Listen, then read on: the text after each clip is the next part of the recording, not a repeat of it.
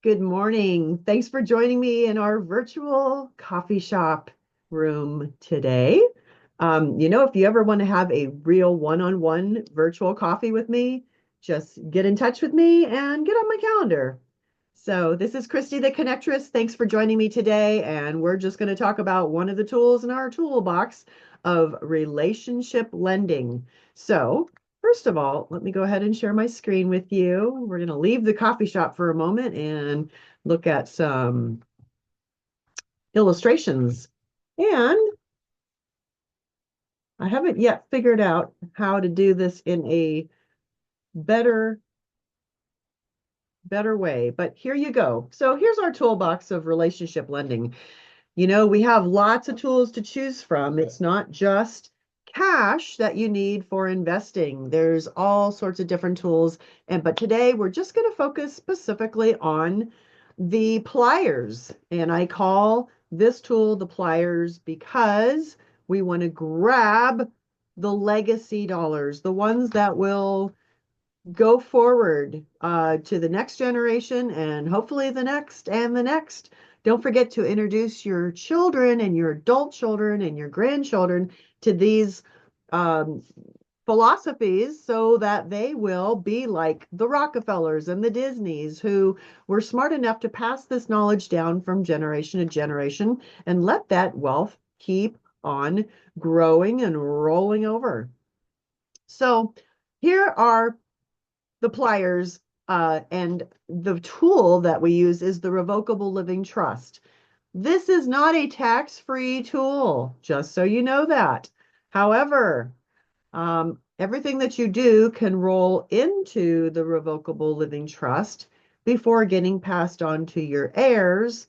And just you'll have to consult a tax attorney for any implications of estate taxes on their part. But I believe that this is a good tool to, in addition to a will and all of those other estate planning tools, this revocable living trust sets yourself up as your own trustee while you are here, or you and your spouse. But then after you pass, your trustees that you will have designated will go to the bank, I believe a bank, and get a new EIN number. No, I'm sorry, they would go to the IRS to get that new EIN number, which is their own tax ID. It won't be their Social Security anymore. While you and your spouse are living, the trust is using your own Social Security number. However, when it rolls to your heirs, it will be in a separate EIN tax ID number, will have its own bank account. Now, one important item to remember is when you set up a trustee, you've got to set up successive trustees as well. I just heard the story of a woman who was she had a trust that was supposed to be helping her, but yet when the trustee died, there was no successor trustee. So there was a period of time up to 2 years where she had no access to that money because there was no trustee. So remember, always have your trustees and successor trustees in place for smooth sailing for your heirs. So the revocable living trust can replace your personal bank account. So instead of just having my personal checking account with my husband and I names on it, we went to the bank and we said we want to have the checking account in the name of the revocable living trust. And I still have my checks that don't say revocable living trust. They just say my name and my husband's name, just like any other normal personal bank account. Um, Remember also, just as a side note, all of your assets need to be retitled into the revocable living trust. Otherwise, it's not going to do a lot of good. But anyway, so look into it. There's a couple of different ways to start a revocable living trust. I personally use Neighbors Group, which I believe is spelled Naber group, and I believe their website is solo401k.com. I have found them to be reasonably priced and they act as the administrator.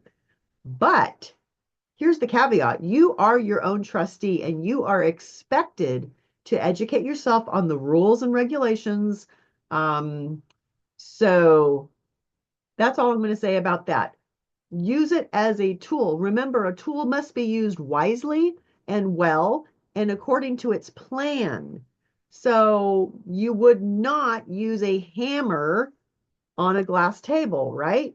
You would be misusing that tool. You wouldn't use these pliers on electrical circuits because you're going to electrocute yourself.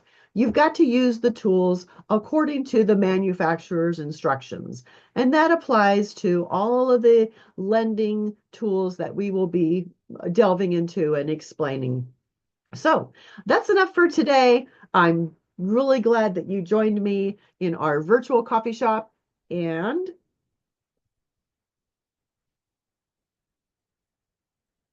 I hope you join me again. This is Christy again, the Connectress. You can join me on the 59ers Club on Facebook. You can find me on Instagram or X, almost any social media site that you know of. You can find me. Just look for my name or 59er Note Connectress. And again, thanks so much for joining me today. And I hope you have a fabulous, fabulous rest of your day. And remember, we are mining for gold, not fool's gold. So reach out to me for a one-on-one and we can talk about how I can help you. Thanks. Bye.